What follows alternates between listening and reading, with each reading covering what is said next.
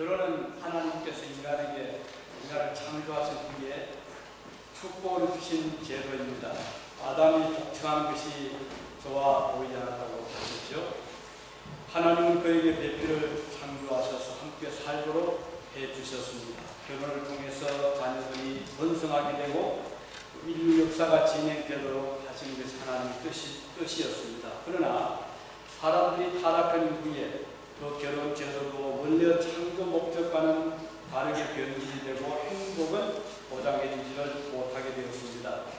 인류의 첫 번째 비극을 보면 아이러니컬하게도 이 결혼을 통한 가정에서 그리고 자녀를 통해서 일어난 것을 볼 수 있죠. 아담의 아들 가인과 아벨 형제간의 살인사건이 바로 그것입니다.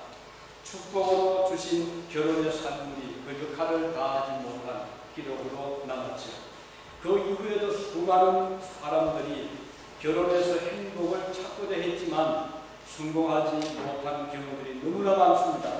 그 이유는 인간들의 타락으로 인해서 욕심이 잉태되고 욕심이 죄를 낳고 그 죄는 성장해서 사망을 낳는 이런 악의 연결이 계속되고 있기 때문입니다. 오늘 이 문명의 세상에서도 우리 주변에서 결혼과 관련된 수많은 비극들을 보고 있죠. 아이들에서 요즘은 결혼 자체를 회피하는 이런 경향도 일어나고 있지 않습니까? 행복을 보장할 수 없다는 것을 너무 사람들이 잘 알고 있기 때문입니다. 특히 결혼을 앞둔 부모님들 입장에서는 엄청난 어떤 결혼이 주는 부담을 또 생각하지 않을 수 없죠. 그래서 결혼에 엄청난 비용으로 가슴을 쓸어 조리기도 하죠. 얼마 전에 신문에 부모의 눈물로 이루어진 결혼 예식이라는 그런 제목의 글들이 몇 편 올라온 적이 있었는데 이혼 소송을 전문으로 자주 경험한 판사와 변호사들의 한결같은 말은 결혼한 지 5년 안에 이혼한 사람들 중 절반 이상이 바로 예단 때문이다. 이런 통계를 낸 적이 있습니다. 얼마나 비극적인 현실이잖아요. 이것은 결혼이 아니라 거래라는 말이 생겨날 정도고 또 경쟁적으로 예물과 예단을 주고 받으려는 보이지 않는 양가의 신경전이 상상을 초월하고 있다는 것을 우리가 부인할 수가 없습니다. 만족한 예물을 받지 못한 쪽에서는 평생을 두고 상대편을 공격하는 아픔도 감내해야만 한다면 그 부모 심정이 어떻겠습니까? 금쪽같이 길러낸 자녀를 상대 쪽에서 구박하는 이유가 단지 결혼 예물이라는 차라리 결혼하지 않겠다는 말이 나올 것도 할 것입니다. 결혼 당시 당사자의 아픔뿐 아니라 부모의 심장에 못을 박는 아픔들이 가장 행복해야 될 결혼과 관련해서 일어난다면 이것은 아주 심각한 일이 아닐 수가 없습니다. 우리 그리스도인들의 이상적인 결혼을 우리가 어떻게 정의해야 될까? 우리는 진지하게 고민하고 또 기도해야 될 것입니다. 특히 우리 교회는 젊은이들이 많기 때문에 언젠가 결혼을 과정을 겪어야 되기 때문에 이 문제는 남의 일이 아닐 것으로 생각을 합니다. 오늘 함께 읽은 본문은 아브라함이 그 아들 이삭의 결혼을 위해서 신부를 찾으러 그의 종을 보내는 내용과 이 부탁을 받은 아브라함의 종이 신실하게 그 사명을 다해서 훌륭한 신부감을 만나고 마침내 결혼을 하게 되는 이런 내용이 기록되어 있습니다. 창세기 24장 1절에 보면 아브라함은 이제 나이가 많아서 늙었다고 했습니다. 그리고 아들 이삭도 나이가 차서 결혼할 시기가 된 것을 보게 되는데 아브라함은 이 시기를 놓치지 않기를 원해 그래서 종을 불러서 서원을 하게 합니다. 약속을 하게 하고 몇 가지 주의사항을 주고 있습니다. 3절에 보면 너는 내가 거주하는 이 지방 가나안 족속의 딸 중에서 내 아들을 위해서 아내를 택하지 말고 내 고향 내 족속에게로 가서 내 아들 이삭을 위하여 아내를 택하라. 이것이 아브라함의 부탁이었습니다. 아들 이삭의 배필을 찾기 위해서 아브라함은 고향 땅으로 종을 보내고 있습니다. 왜 그랬을까요? 지금 아브라함이 살고 있는 이 땅은 가나안 사람들이 틀을 잡고 대대로 살아오고 있는 곳이었잖아요. 그들은 이방인들입니다. 그들은 우상을 섬기는 사람들이었어요. 하나님을 모르는 백성들입니다. 아브라함이 가장 염려했던 것은 혹시라도 아들 이삭이 훗날 결혼 후에 그의 며느리를 따라서 하나님 대신에 우상을 섬길까 혹은 이방신을 섬길까 염려했습니다. 아브라함은 그래서 그 종에게 맹세를 시키면서는 절대로 가나안 땅에서 여인을 찾지 말아라. 내 아들 이삭은 나와 같이 창조주 하나님을 경외하는 내 고향 땅에 가서 찾아야 한다. 이렇게 부탁을 하고 있습니다. 지금 살고 있는 가나안 땅은 하나님께서 축복의 땅을 앞으로 주실 것으로 약속을 했지만 현재는 아직 이방인들의 땅이었기 때문입니다. 하나님 모르는 원주민들이 살고 있기 때문에 거기서 신부감을 찾을 수는 없었던 것이지. 이방인과 결혼을 하고 자녀를 낳고 혹은 피를 쓰는 것을 하나님께서 용납하지는 않는 것을 아브라함은 알았습니다. 아브라함이 며느리 될 자녀는 첫째로 하나님을 공경하는 약속의 사람이 된다는 것이지 어떤 외형적인 조건에서 찾지 않았습니다. 가령 신부될 집안의 재산이 얼마나 되는지, 배경은 어떠한지, 힘 있는 집안인지 등에 관해서는 전혀 언급이 없습니다. 아브라함의 종 엘리에셀은 주인의 분부대로 살고 있던 가나안 땅을 떠나서 멀리 아브라함의 고향 땅 메소포타미아를 향해서 떠나갔습니다. 그런데 한 가지 질문을 하고 떠나요. 뭔가니? 만약 신부될 사람을 찾아 데리고 오겠지만 만약에 따라오지 않겠다고 하면 당신의 아들을 그쪽으로 내려보낼까요? 이런 질문을 했습니다. 아브라함의 대답은 단호했어요. 그건 안 된다. 내가 거기서 하나님 부름을 받고 나왔는데 내 자신이 다시 거기로 가면 되겠느냐. 만약 오기를 거부하면 그는 나의 며느리가 될 수 없다. 이렇게 단호하게 거부를 하죠. 우리는 여기에서 아브라함의 그 분부를 통해서 얼마나 아브라함이 하나님과의 관계를 중시했는가를 볼 수가 있습니다. 다른 것은 양보하더라도 하나님을 모르는 사람과는 결코 혼사를 할 수 없다는 것이 아브라함의 생각이었습니다. 그리고 하나님 대신에 우상을 숭배하고 세상을 섬기는 자가 이삭의 아내가 될 수 없다는 것은 또 그의 확고한 믿음이었습니다. 이것 때문에 아브라함은 그의 종을 멀리 고향 땅으로 보낸 거죠. 만약에 쉽게 결혼시킨다면 주변에 가까운 데 있는 여인을 찾아보아라. 또 나도 한번 보기도 하고 이럴 수 있잖아요. 그렇지만 아브라함은 그 점은 철저하게 배격을 하고 있는 것을 볼 수 있죠. 그러니 그 과정이 순탄하지 않습니다. 오랜 세월이 걸릴 수도 있었죠. 아브라함은 이 종을 떠나기 전에 말씀드린 대로 그 질문을 했고 아주 단호한 대답을 그는 했습니다. 여기에서 오늘 우리가 볼 수 있는 사실, 아브라함이 하나님을 중심한 결혼을 시킬 때도 가정을 만들 때도 하나님 중심의 가정을 이룰 것을 오늘 여기서 보게 됩니다. 삼가 내 아들을 그리로 데려가지 말아라. 이 말씀은 아브라함이 하나님의 명령을 순종하는 데 얼마나 철저했는가를 보여주고 있습니다. 그는 자기 아들이 고향에 돌아가지 않고 어디까지나 가나안 땅에 영주하기를 강조하고 있습니다. 그 이유는 하나님께서 그 가나안 땅을 아브라함에 구성해 주시기로 약속을 하셨기 때문입니다. 그는 그 약속을 철저하게 믿고 있었기 때문입니다. 아브라함이 이런 모습을 볼 때 그는 하나님의 약속을 목숨처럼 귀하게 생각을 하고 있음을 볼 수가 있죠. 그리고 그 약속은 자신이 세상을 떠난 후에라도 아들 세대에서도 그대로 배선되리라고 믿었습니다. 그는 자신과 후손은 하나님 약속의 백성임을 마음속에 새기고 있었죠. 그래서 며느리를 찾을 때 이렇게 신중하게 장소를 중시하고 있음을 볼 수가 있습니다. 자, 그는 가나안을 떠나서 이 종은 메소포타미아 지방, 메소포타미아는 강의 중간 뜻이죠. 유브라데스, 티그리스 강의 중간 지역을 의미하고 있습니다. 그래서 이제 아브라함 고향 나홀의 성에 도착을 합니다. 나홀은 아브라함의 동생의 이름이고 그 이름을 따서 그 성 이름을 나홀성이라고 불렀습니다. 이 종은 아브라함 주인의 동생이 살고 있던 나홀성에 도착을 하자 그는 어디로 가야 돼? 막연하잖아요. 초행길이라 거리를 모르고. 그래서 이 주인이, 이 종은 이제 지혜롭게 생각을 합니다. 어디로 가야 될까?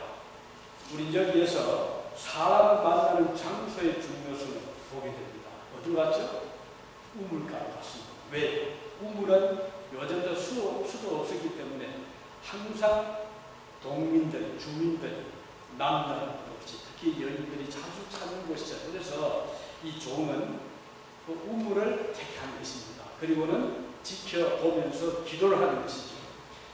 만일에 이 어디서는 종이었다면 꼭 굳이 우물을 찾겠습니까? 동네 들어가서 이 집 저 집 기울일 수 있을 텐데 만약 모르는 요즘 같으면 여러분 결혼 대상을 찾을 때 어디로 가면 좋겠어요? 만일에 술집을 갔다 가면 어떻게 되겠습니까? 술을 하는 대상 만들 수 있겠죠? 아니면 무도장으로 가서 춤을 잘 춘 사람 만나지 할 수 있잖아요. 실제로 저는 그동안 살아오면서 결혼 대상자를 찾는 중에 그런 곳을 가서 만난 분들을 본 적이 있고 오래 가지 못하더라고요. 결과적으로 나중에 끊어지고. 그래서 이 장소가 중요하구나 하는 것으로 생각하고 있었는데 오늘 이 본문에 보니까 아브라함의 종 엘리에셀은 지혜롭게 아브라함의 부탁한 대로 고향 땅을 찾아갔고 그리고 찾아가서 여인들이 물을 깃는 살림을 하는 또 자기의 성공 이런 자들을 찾기 위해서 다른 장소를 찾아갔다는 것을 생각하게 되더라고요. 근데 그는 그곳에서 기도하고 있죠. 하나님 만나게 해주십시오.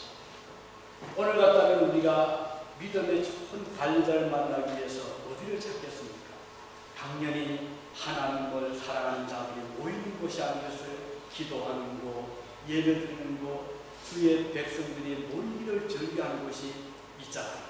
그곳을 찾아가서 그냥 우두커니 앉아있는 것이 아니고 하나님 앞에 기도할 수 있다는 정말 아름다운 모습이죠.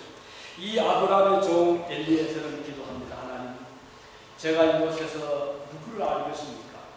물을 길러 오는 소녀를 만나게 될 때 제가 물을 달라고 하겠습니다. 그때 얼굴 찡그리지 않고 그리고 싫어하지 않고 아주 밝은 모습으로 네, 여기 있습니다 라고 물을 주는 그 사람을 점찍였습니다.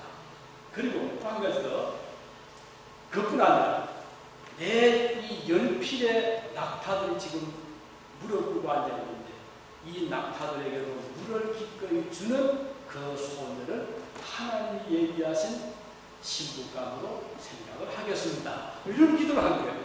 참 지혜롭잖아요. 우리 여기에서 볼 수 있는 것은 장소, 만나는 장소를 잘 선택했다. 두 번째, 캐릭터입니다. 외모를 보고 모르잖아요. 뭐 얼마든지 잘 꾸밀 수 있고, 뭐 요즘같이 성형술이 발달했을 때는 있는데, 완전 딴 사람 볼 수 있잖아요. 그래서 이 아브라함의 종은 캐릭터를 보기를 원했어요. 물을 달라 했을 때 그 모습, 그리고 그 정도에 그치지 않고 한 걸음 더 나가서 당신의 낙타들에게도 물을 주겠습니다. 이게 사실 쉽진 않거든요. 그리고 앉아서 이렇게 앉아있는데 정말 손녀가 왔습니다. 그래서 아가씨 내가 목이 마르니 물을 좀 길어줄 수 있겠습니까? 물었습니다. 그랬더니 얼굴이 활짝 펴지면서 그러면 물을 길어드리겠습니다. 그 깊은 샘에서 여러분 그 가나안 땅은 물이 흔하지 않잖아요. 그 샘을 깊이 파서 물을 길러냅니다. 그런데 그 물을 길러내더니 기꺼이 이 엘리에셀에게 제공을 하더니 그 다음 또 하는 말이 아저씨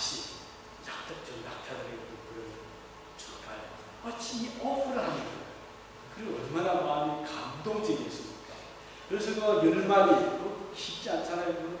기도가지고 땀을 흘리면서 물을 다 제공합니다. 그러니 이 엘리에셀의 마음속에는 바로 이 아가씨가 바로 이 사람입니다. 그런 확신을 가지게 된 거예요. 대화가 되는 겁니다. 자, 여기서 중요한 것은 하나, 기도를 했다. 두 번째는 사람을 볼 때 캐릭터를 보았다. 매우 중요합니다. 성격이 어떠한가. 그 마음으로 모르지만 대화를 해보면서 행동을 보면서 특히 베푸는 것을 볼 때 그 사람을 우리가 짐작할 수가 있는 거예요. 아무리 입으로 당신을 사랑합니다, 당신을 좋아합니다 해도 베푸는 것이 없으면 이건 바른 것 같은 거잖아요. 우리 한국의 옛말이 정이라는 것은 인정은 창고, 복감에서부터 나온다는 말이 있어요. 무슨 말이에요? 지금 이웃이 가난합니다. 제때 음식을 못 먹을 때 내 창고에 있는 쌀을 한 바가지 떠서 주면서 얼마나 적지만 이것을 밥을 지어 드세요. 라고 할 때 그 정이 생기잖아요. 지금 낯선 나그네입니다.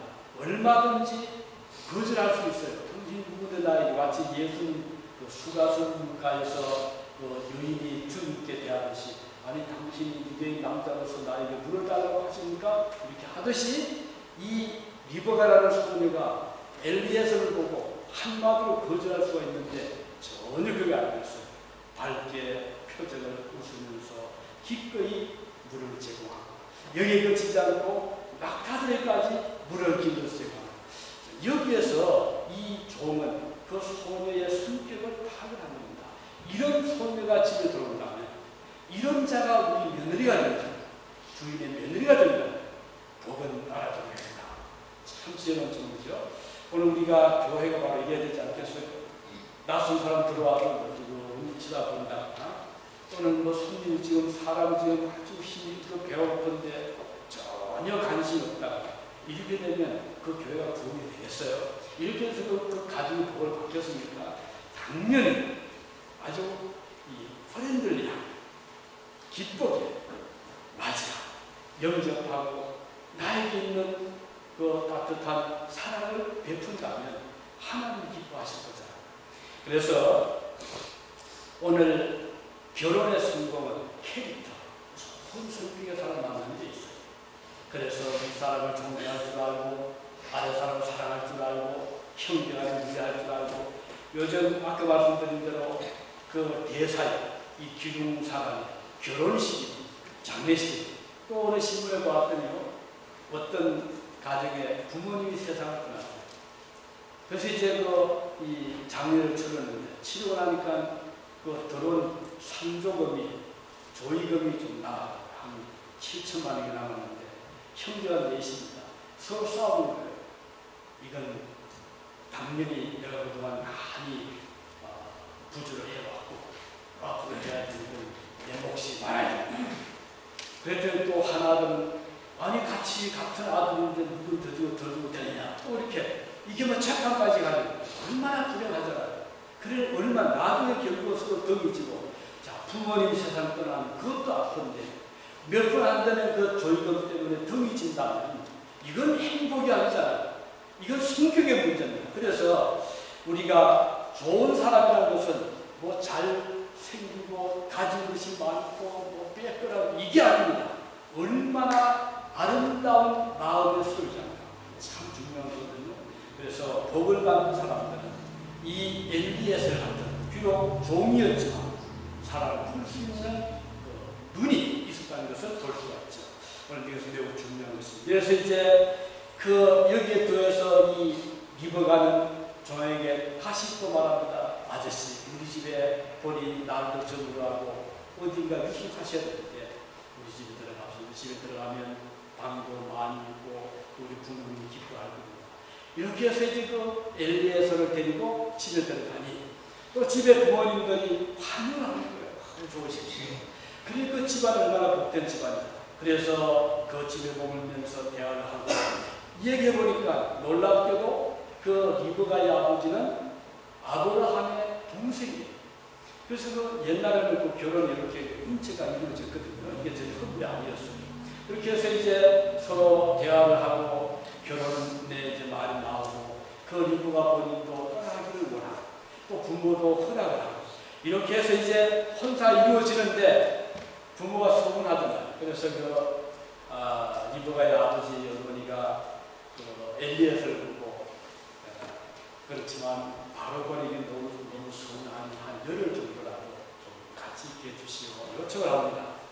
근데 엘리에서는 마음이 급해졌어요. 왜냐하면 이 좋은 소식은 지금 우리 주인 아브라함은 눈이 빠져 기다리고 있을 테고 또 그 아들 이삭도 기다리고 있을 테인데 여기서 열흘이 아니라 10년가 그런 생각이 들어서 엘리에서는 떠서는 고맙지만 지금 주인이 기다리고 있고 지금 또 주인 아들도 궁금해할 테인데 허락해 주시면 바로 떠나겠습니다.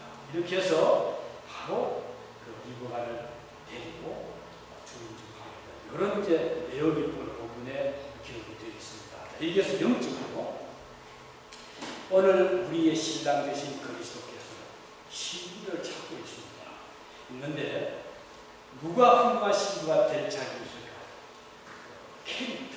그런데 사실 저나 이런 분이나 날 때부터 천사가 아니거든요. 온갖 욕심 다 가지고 태어나고 온갖 불신, 온갖 교만 이게 인간의 본연의 모습이에요. 왜냐하면 우리의 조상 때부터 허물과 죄로 죽은 너희다 라고 했듯이 우리들은 다 죄인입니다.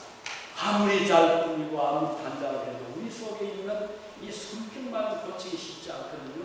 이것은 오직 예수 그리스도의 보혈로 씻음을 받을 때 물과 성령으로 거듭날 때 새로워지기 때문입니다.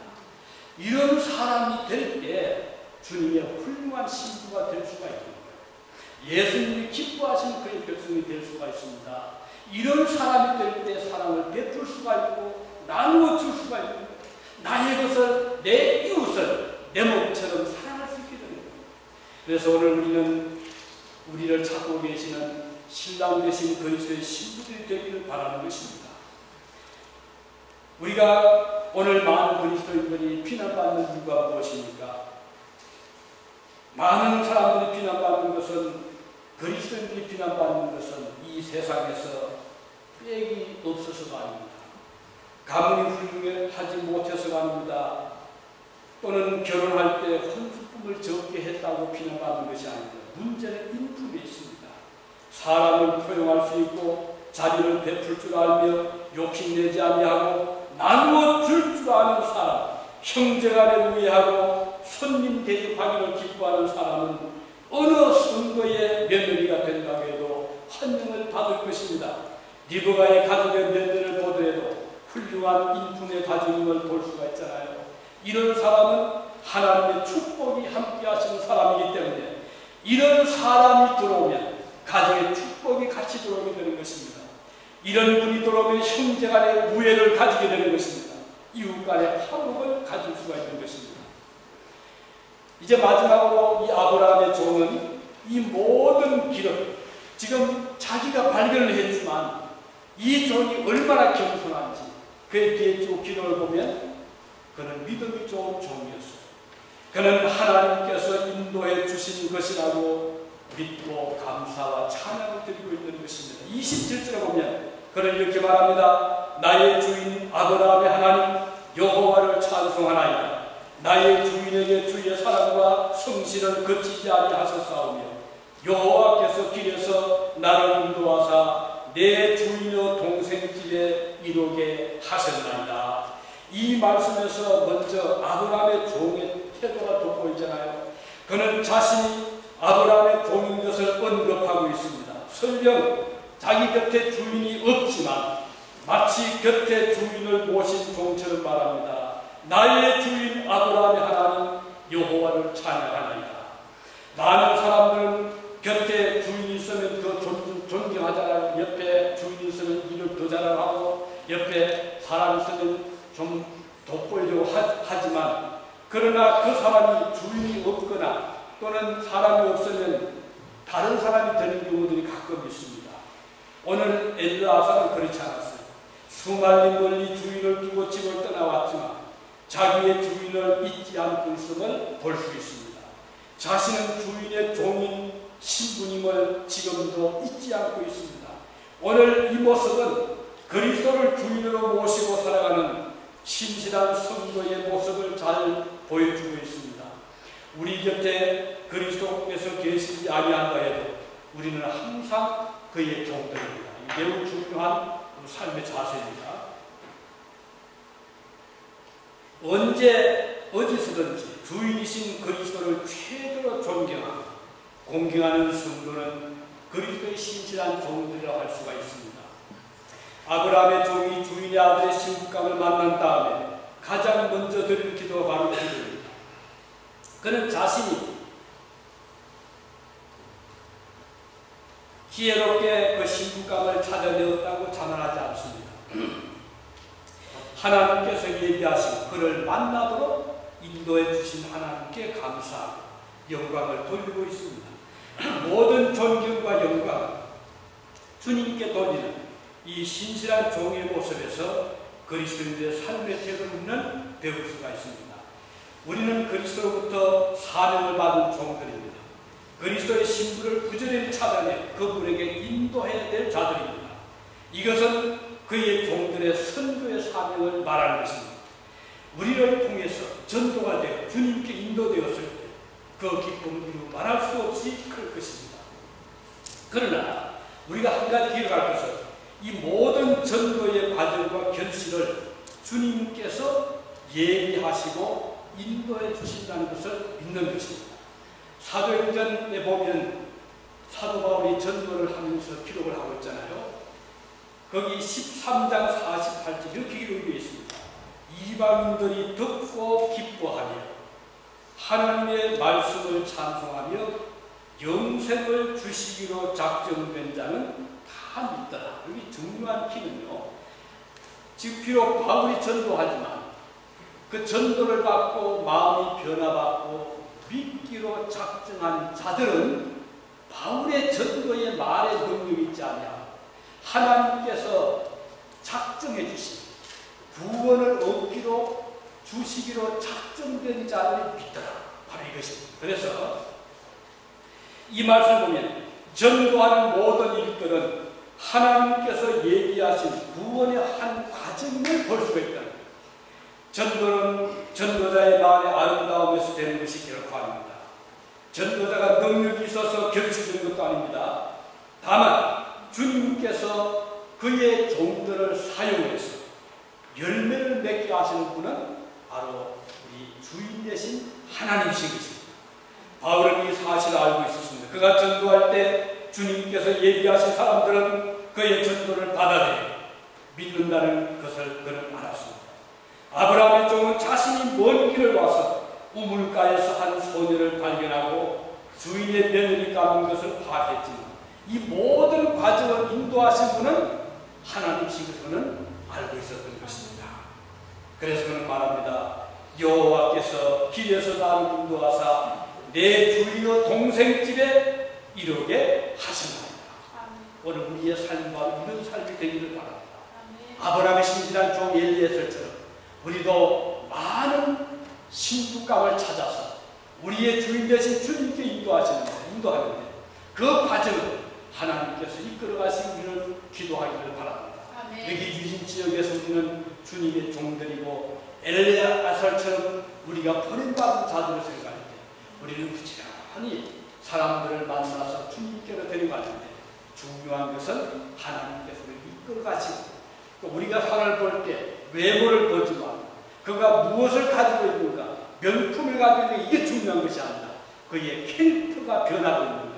우리는 전도할 때 또 전도했을 때 그가 한 해 한 해 지날 때마다 얼마나 변화되고 있는가를 우리는 깊이 있게 살펴보면서 기도할 수 있기를 바랍니다. 기도하시겠습니다. 자비로우신 우리 아버지 하나님 은혜를 감사드립니다. 오늘 아브라함의 신실한 종 엘리에셀은 그가 주인의 아들의 신부를 찾기 위해서 기도하며 먼 길을 떠나갔습니다. 그리고 그의 한 소녀를 만났을 때 그의 모습을 보는 것이 아니고 그의 내면적인 그의 성품, 그의 성격을 보고 있었습니다. 오늘 저희들이 이런 자들이 되기를 원합니다. 베풀 줄 알고 사랑을 줄 수 있는 자가 되기를 원합니다. 우리가 전도를 할 때 그리스도의 훌륭한 신부감들을 많이 만나서 주님께로 이끌어 가고자 할 때 주의 성령님께서 함께 역사해서 훌륭한 열매가 맺기를 소원합니다.